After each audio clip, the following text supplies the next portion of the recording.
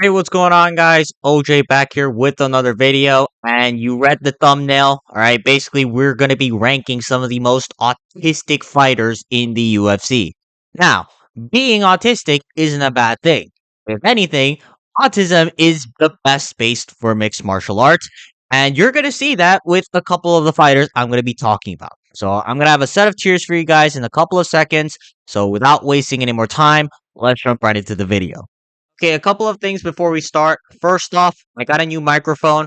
I think it's better, but I'm not too sure. So let me know in the comments down below whether or not you can hear a difference. And second off, just because I say these guys are autistic doesn't mean they are actually autistic, all right? I'm just doing this for shits and giggles. I am not a medical professional who can properly diagnose these guys. So yeah, I don't want any troubles with that. But with that being said, though, our first fighter on the list, Yuri Prohaska.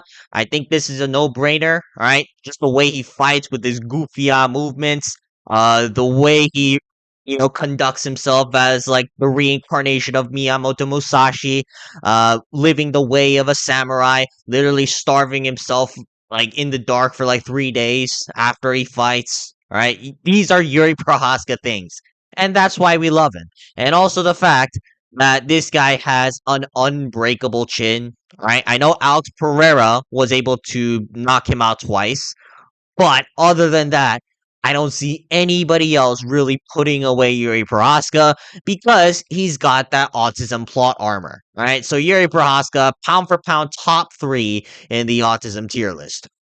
All right, now up next we got Alex Pereira. Shama. I'm gonna say Alex Pereira's in the B tier. Right, Alex Pereira, in my opinion, he's got a little bit of that tism. All right, now he isn't socially awkward around women and with people who he's close to, but every time I see this guy around his fans and stuff, like I think he's very flustered, all right? It could just be because he's playing his character of just the stoic Easter Island head, but in reality, I just feel like Alex Pereira doesn't really know what to say.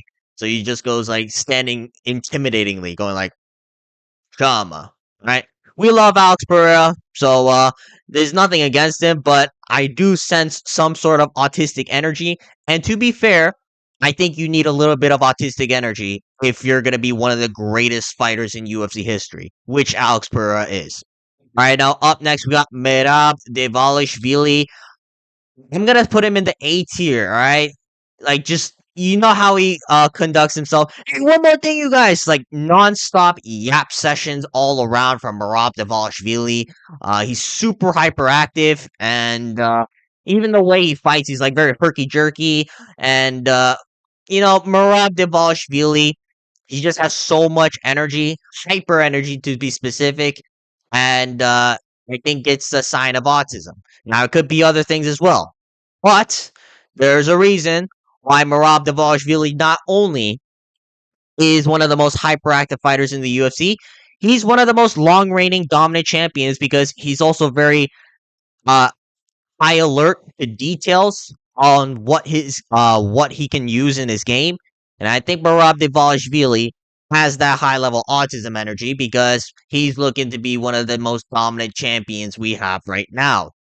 All right, now up next we got Corey Sandhagen. I think in terms of pure autistic abilities, Corey Sandhagen matches Merab pound for pound. Right?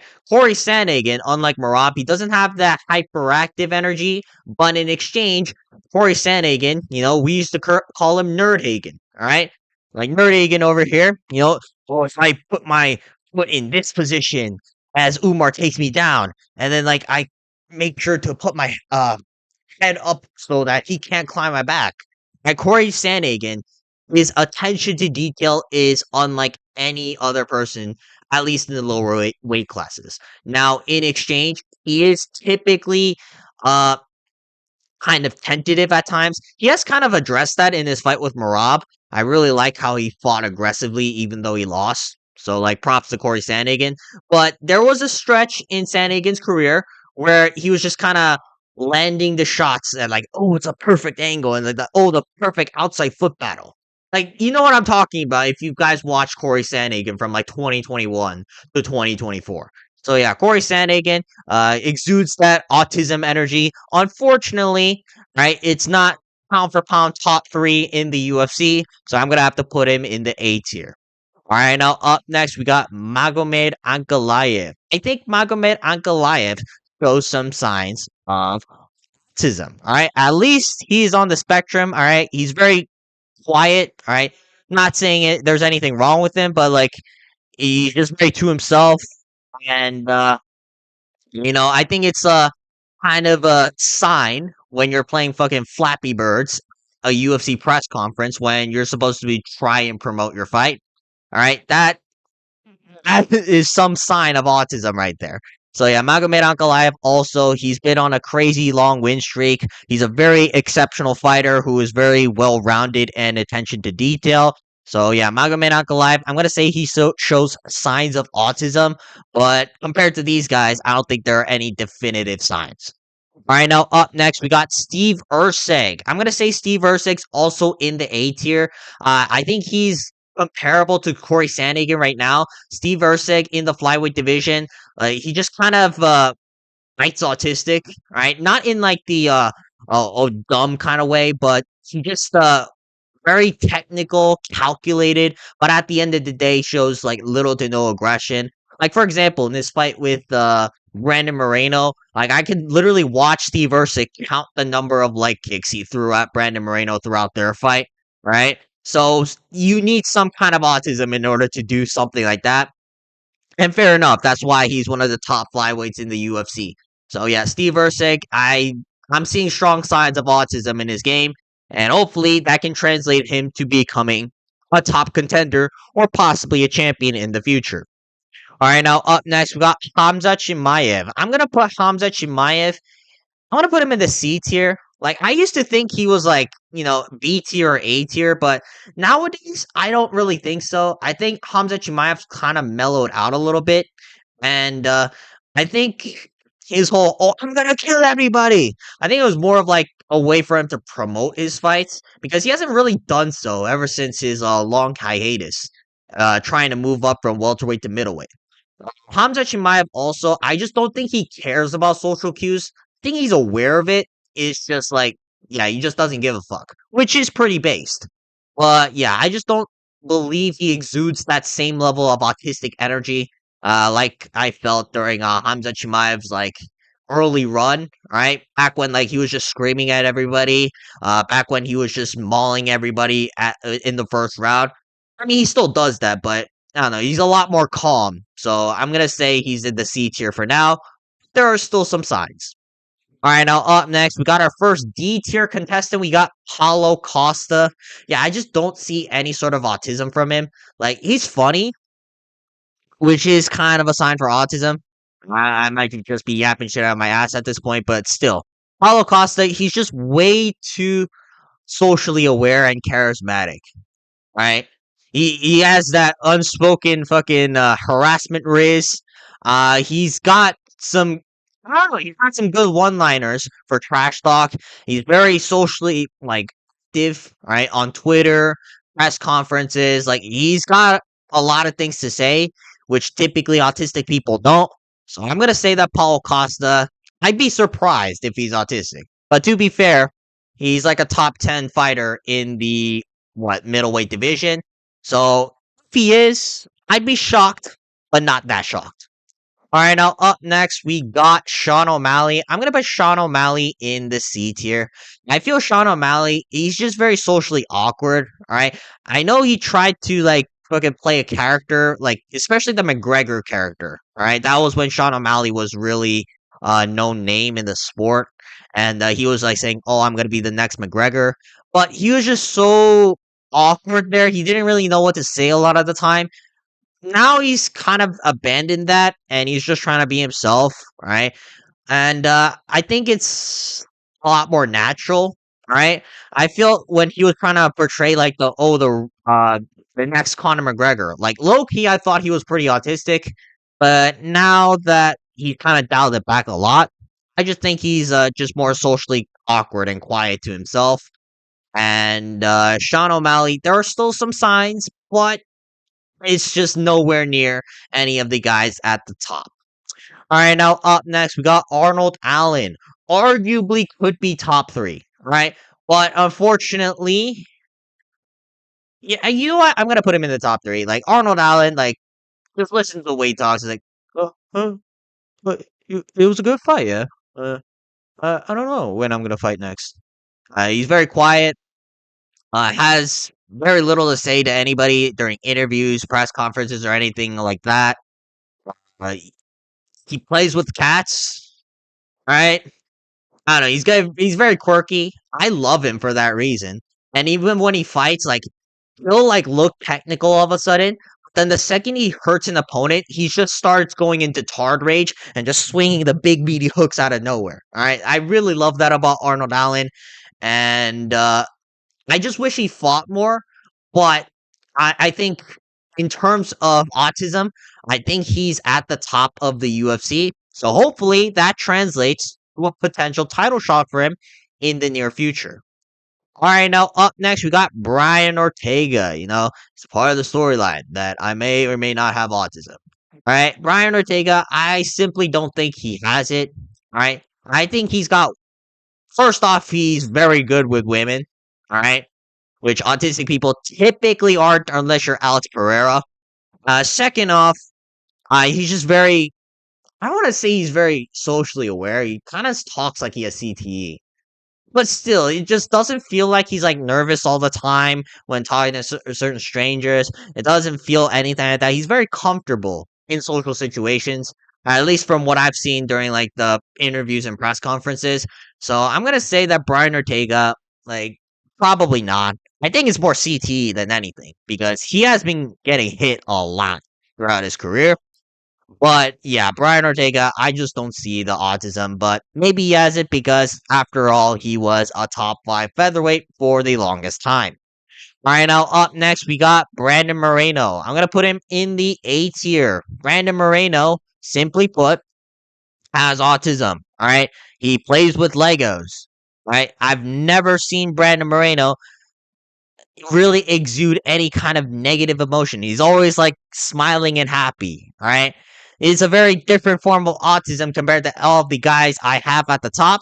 But, right, I wouldn't be shocked if you told me that Brandon Moreno has autism. All right. So I'm going to put him at the A tier. He hasn't fought in a while. So, like, I'm kind of forgetting just how autistic he can be.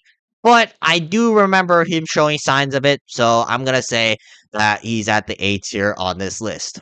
All right. Now, up next, we got Islam Makhachev. All right. I'm struggling with Islam Makhachev because I do feel more strong autistic energy from Islam Makhachev than from Arnold Allen.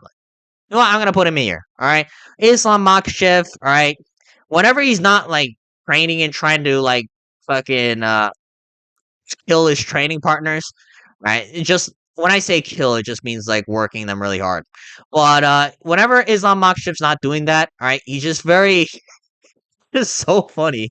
Like you can see so many like quick one-liners from him, right? For example, like the kangaroo, where he's like dead ass staring into the camera, talking about how he's gonna submit a kangaroo, or like whenever he's talking to like women, actually he doesn't even talk to women. He just like stays a good 5 feet away from them, and then just stares there nonchalantly, even when they ask a picture for him.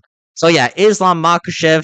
I mean, it could just be because he's from Dagestan, but at the same time, like I think he shows some traits of autism, and fair enough. That's why he's the pound for pound number one fighter on the planet right now. I'd say 1A to 1B to Ilya Taporia, who I also have on this list. But yeah, there's a reason why Islam Makhachev. Yeah, he just I don't know. He's very funny. I really love Islam Makhachev. So yeah, I wouldn't be surprised if he's autistic at the very least.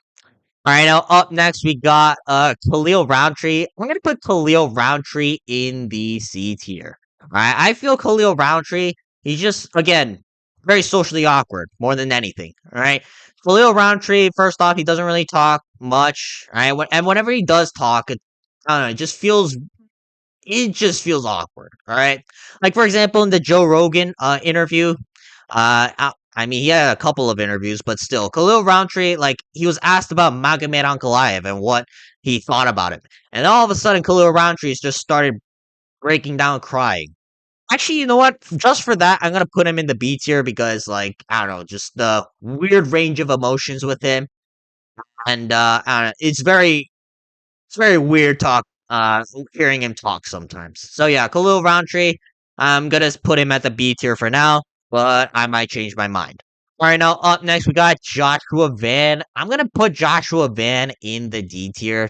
There are signs because he doesn't talk that much online, but I think Joshua Van is just too cool to be autistic. All right, and don't get me wrong. All right, autistic people are cool, but Joshua Van just carries this some level of like I don't know, like calmness around him, and I don't really feel that with like top level autistic fighters in the UFC.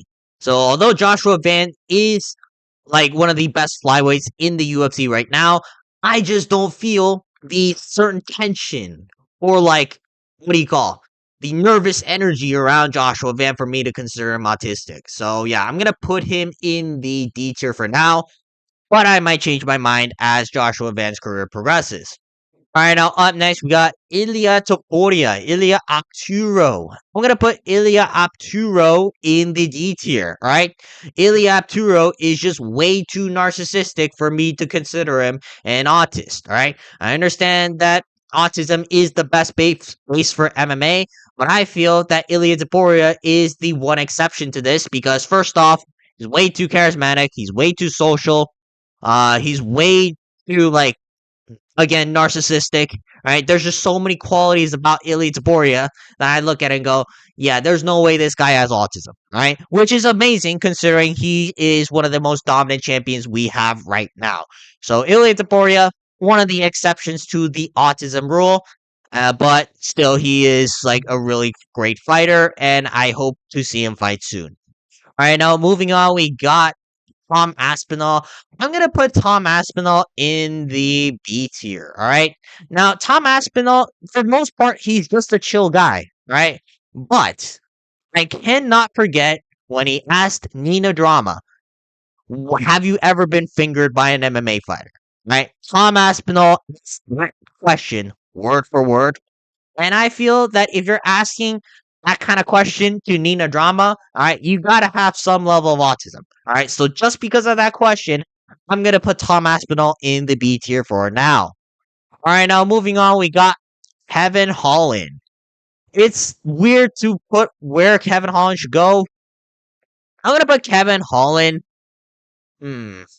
I'm gonna put Kevin Holland in the C tier. All right, I feel that Kevin Holland, although he shows some signs of autism, like similar to Marab, he has the hyperactive yap energy, but at the same time, part of it feels like it's forced. All right, Marab is just a crazy bastard. Right.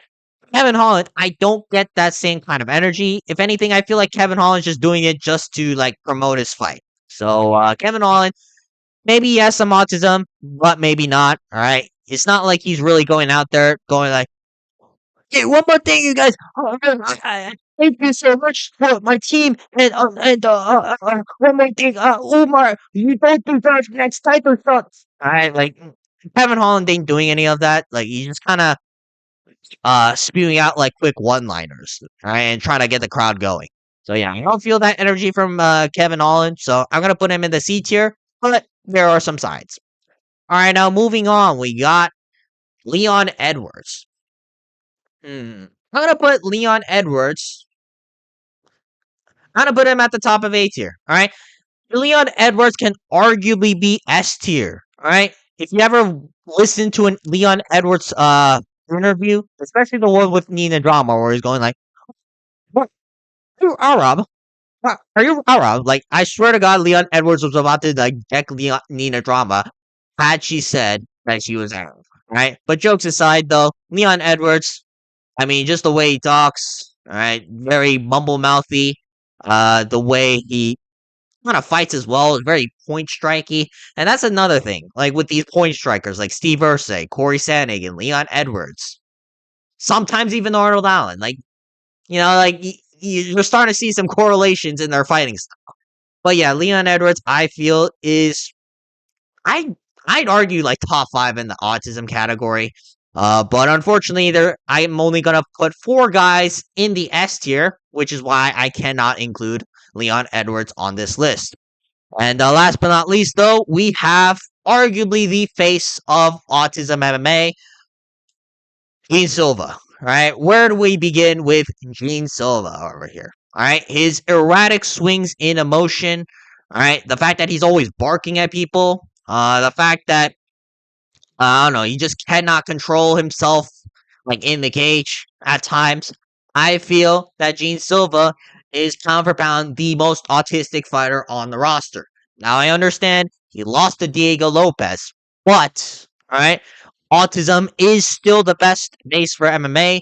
Yuri Prohaska and Alex Pereira have kind of proven that at UFC 320. So only time will tell whether or not Gene Silva can become a future UFC champion, and I still give him a fair shot. All right, there are a lot of guys within the top 5 of the featherweight division that I'd be like, oh, Gene Silva might have a tough fight, if not outright beat them. So yeah, Gene Silva, pound for pound #1 in the autism tier, and hopefully that translates to a UFC belt in the future down the line. All right, that's going to be it for today's video. If you guys want to see more videos like this, please make sure to like and subscribe so we can get this channel monetized. Well, otherwise, comment down below any other video ideas you guys have. And until then, I will see you guys later. Peace.